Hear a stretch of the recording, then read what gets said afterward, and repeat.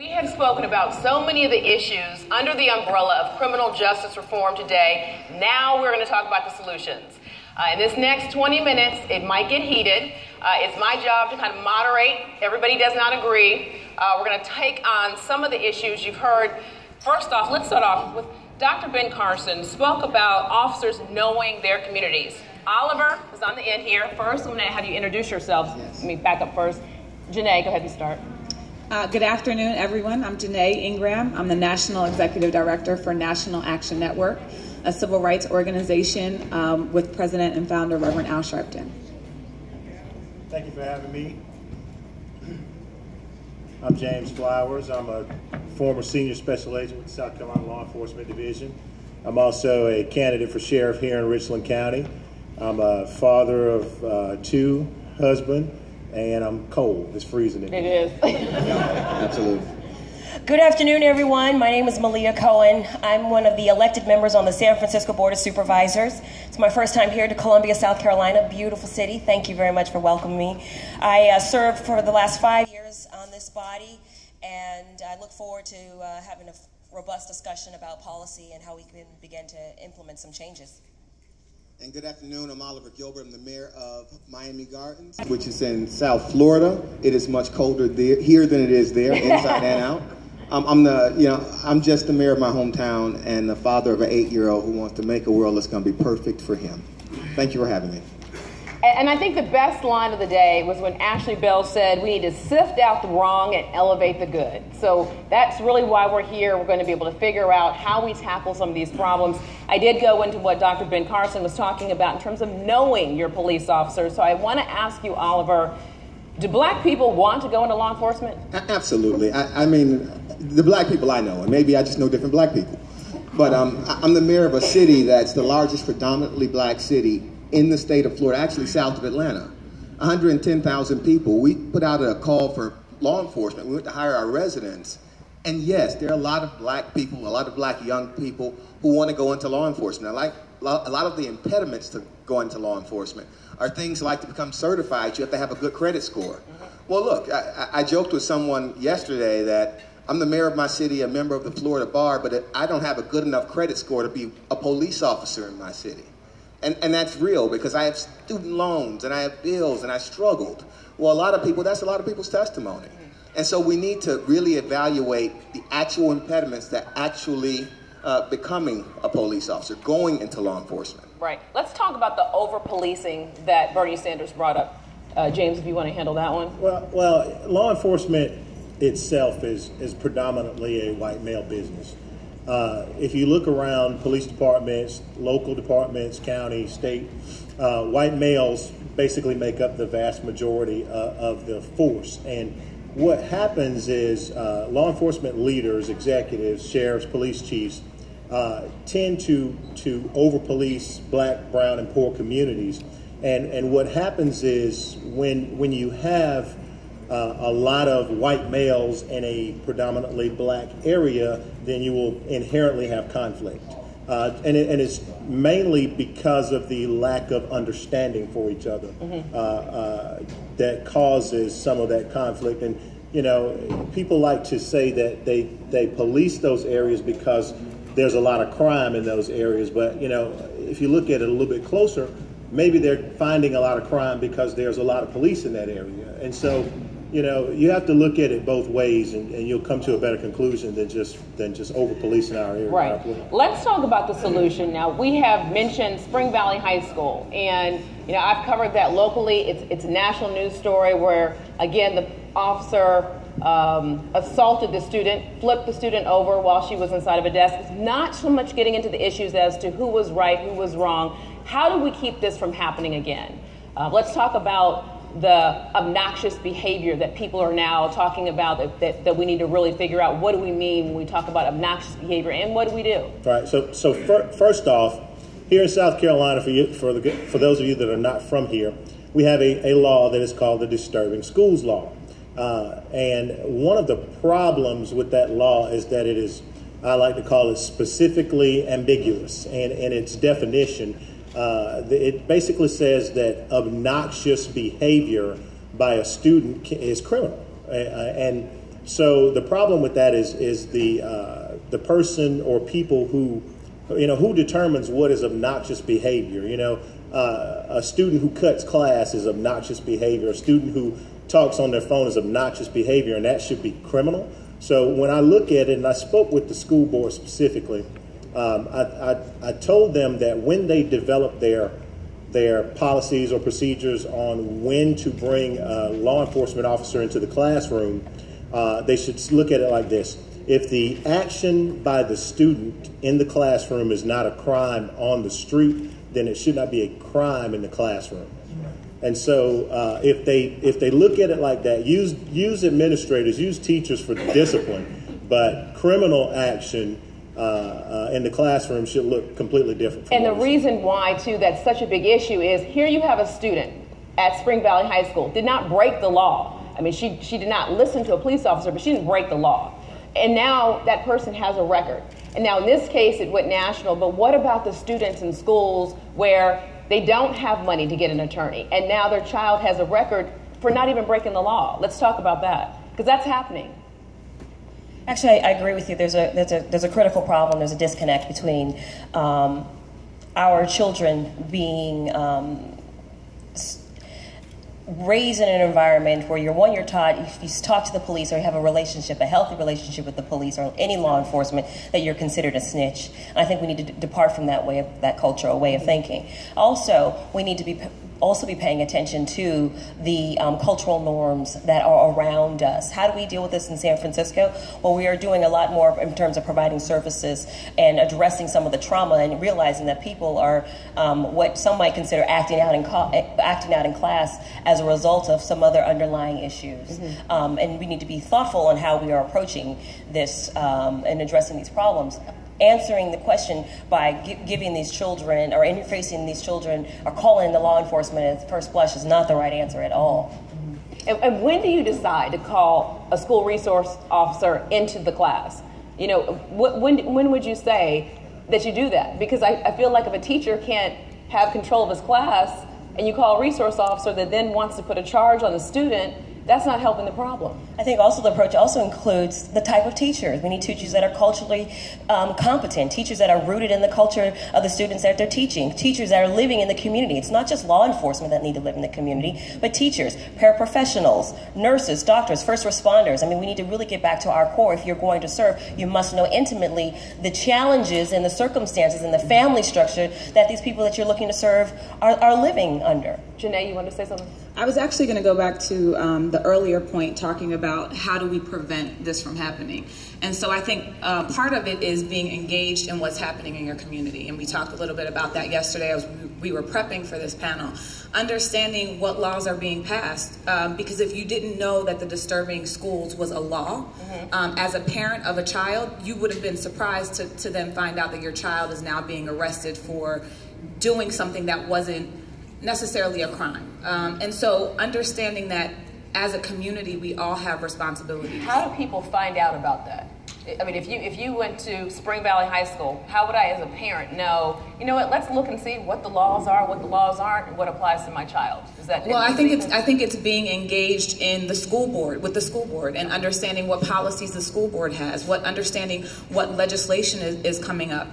As National Action Network, we put out action alerts all the time where we have chapters, they're informed and engaged on these issues. So there are a lot of issues, and I know it can be overwhelming, but you have an obligation to stay informed because these laws are ultimately impacting us. There's also an obligation just to have policies that make sense. I mean, it just doesn't make sense. Give us examples. Give people examples so they can understand. You're criminalizing a child using her phone, and you've essentially criminalized using the phone. You've criminalized being disobedient. Right now, if we had the type of laws and law enforcement specifically that we have today, back when I was in school, I'd be a felon probably. I mean, we all got in fights. We all were disobedient. Newsflash, children are disobedient sometimes. The reason why we treat them differently is because they haven't learned to fully cope with the stress of life. So we need to take a step back and just make sure policy actually makes sense. And one point I want to bring up is there might be a policy in a school that you can't use a cell phone. So if the incident happened in Spring Valley High School that happened here in Columbia, South Carolina, and students couldn't have their cell phones, then it's not recorded. So what kinds of actions are going on, and you make the student feel like you don't even have anything to be able to record this, to say, hey, look, mom and dad, this is what I had to deal with today. You know, there's also something that we're doing on the ground in San Francisco is educating our young people on their rights, what legally they are required to information to share when a law enforcement stops them. What are the parameters? Do they, should they feel uncomfortable or threatened? What are some of the things that they need to say to protect themselves so that they are not finding themselves on the opposite side of the law? But it's absolutely critical that we educate our young kids, particularly our boys, so they know what, how to handle themselves. Right. Right. I do want to. We also need to educate police officers, and there's something called implicit bias training. Okay. And we really need to take an opportunity to help law enforcement professionals address things that they might not even acknowledge as bigotry. They might not know that if you see a young black man running down the street, you think he's done something, but if you see a young white man, you think he's jogging. They might not realize that. They might not realize that they've assumed something based on all the movies they've seen and the news broadcasts and the books and everything they've heard and the rap songs. They might have, they have that embedded in them. And it's not just in them, it's in us. We all have a bias. James, and we is need to that ever address that. something that you've seen where people have been trained in your department to say, hey, implicit bias training? Like, is that something that you've ever seen? Absolutely. Police officers know what's right and wrong. Yeah, the training that police officers receive at the Criminal Justice Academy here in Columbia, South Carolina, specifically tell them, for example, Spring Valley incident specifically, the law enforcement officer knew exactly that his actions was excessive. Okay, use of force in law enforcement is unfortunate, but sometimes necessary. Excessive use of force is never acceptable, and it's always criminal. And so, you know, when this officer comes in, my biggest problem is, why was he so comfortable to come into that classroom with administrators, teachers, other students, and use the amount of force that he used on a child? And comfortable to me means you've done it before. He's done it before, and he was not afraid of the consequences or ramifications from his leadership. So at the end of the day, law enforcement officers on the street follow the lead of their leaders. If they set a tone of violence, of bias, of you know, preying upon certain people, then that's exactly what the people. Or even if they excuse it. Or if they excuse it. Exactly. Or hire people who have a proven record of having that sort of behavior. Which, under the umbrella of criminal justice reform, means investigating your department. I mean, I think that's a big issue. When you have a case like we're seeing around the world, and an officer gets on camera and says, we are investigating it. Well, that means you're investigating yourself. Right. Explain that so people can understand how that is not going to win and yield what's really going on. So in the world of transparency, you should not be investigating yourself, because you will never do a good job. I can tell you right now, I didn't do anything wrong before I even started my investigation into myself, okay? So you need outside investigators. And what happens is, let's take an officer-involved shooting, for example. If the agency of the officer does the investigation, the officer is interviewed by investigators from his own agency. That officer now feels compelled to speak, which is contrary to their rights under the Fifth Amendment. And so, you know, you don't have to say anything in a criminal investigation to an investigator, but if you do to your own people, then you feel compelled to speak. When they go to court, all they have to do is tell the judge, hey, you know, I felt I had to speak or I'd get fired. And so you basically just built in a built-in defense. So you're saying if the system across the board was, we have an outside, independent investigation, that's more the solution. Right, there's no bias. You know, there have been shootings in the Midlands area where a certain person would get on TV directly after the shooting and say, hey, my officer felt he was threatened, his life was in danger, and he did the right thing. And then bring his own investigators in right after he just cleared the officer on the news. What type of objective investigation is the investigator going to do? How do we change that in all of our communities, like not just here in South Carolina? Can I just jump in? Because I want to say, I think the other part of that we're not touching on is to go a step further and also include a special prosecutor. Okay. That's the next step, and that's something that National Action Network has been promoting. We have put it in our reports to the 21st Century Task Force on Policing, and I think ultimately the close relationship between prosecutors and the police department prevent, again, a full and accountable investigation, that we need to encourage that there be a state prosecutor. And I know we talked a little bit about that yesterday. Oliver? Yeah, I would take it a step further, because we wait until we're in the heat of these moments and everyone's reacting emotionally. We need to look at the laws under which these investigations will be had.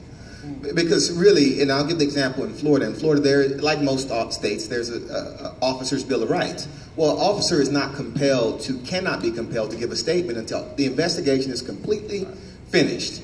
You've shown him all of the evidence. He's had an opportunity to review it with his attorney, and then he just has to reconcile his version of events or her version of events with the evidence that was presented.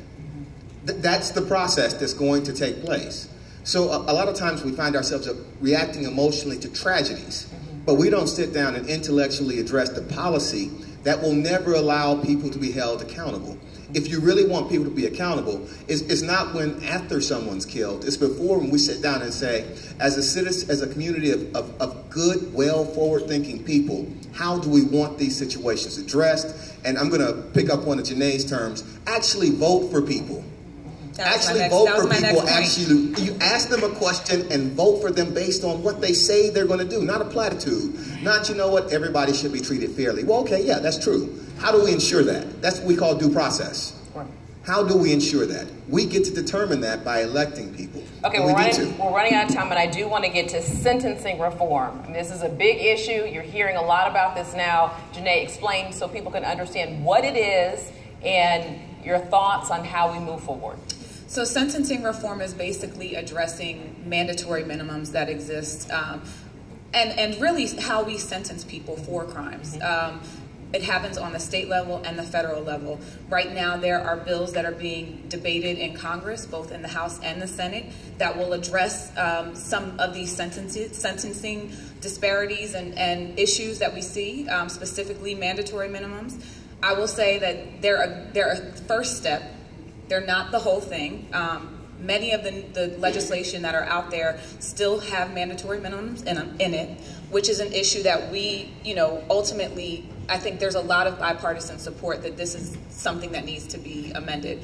The other part of sentencing reform that doesn't necessarily get a lot of attention are alternative programs or diversionary programs, fines, community service, to address why we are criminalizing and sentencing people to jail when there are other means of rehabilitation. Explain those so people can, or James, if you want to chime in, anybody believe? We've done something in Miami Gardens, this Miami Gardens, Florida, home of Jazz in the Gardens, which is March 19th and 20th. That was a plug.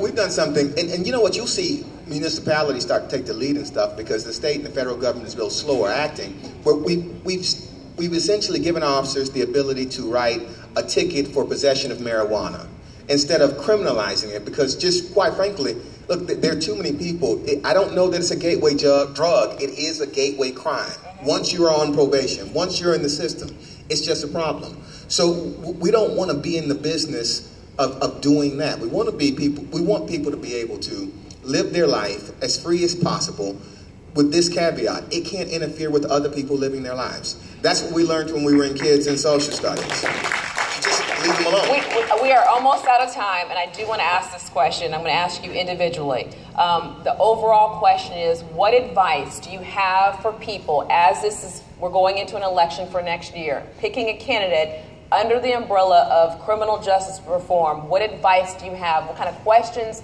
do you think they should be able to ask and look for?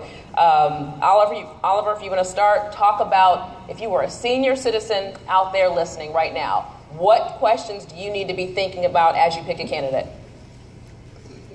What their plan is specifically, but also, step back for a moment and think about the things you did as a child. Think about the system you wanted to grow up in, and then try to build that system for the children that are going to grow up. For generations, Americans have paid it forward. They tried to build something that was going to last, not just for them, but for people and generations to come. We need to do that. I need them to do that. So when they're picking a candidate, sure, ask the questions about Medicaid and Medicare and Social Security, but also ask the questions about education and building capacity in our system that will allow children to dream their way and dream this country into a brighter future. We do that, and we fix that, and we allow a child to dream, and we build a system that's fair, and I promise you, will imprison fewer people. Malia? Some advice that I would give to mothers in particular, or single mothers in particular, is I would say always question, be active and be engaged, be present, pay attention. Not only are you talking to your child, but you're also talking to your child's teacher, you're talking to the elected officials and the advocates. On this body here, you've got elected officials here, you have law enforcement, and you have an advocate. Collectively, we make up the community, and collectively, we all move the agenda forward. James, do you have a comment? Well, yeah. Take the time to come out to forums like this, look the candidate in their eye, ask them what they think the actual problems are, exactly how they're going to fix what those problems are, and how that's going to affect you directly. And that's my sense. Janae, we have 15 seconds. If you are a college student or a millennial.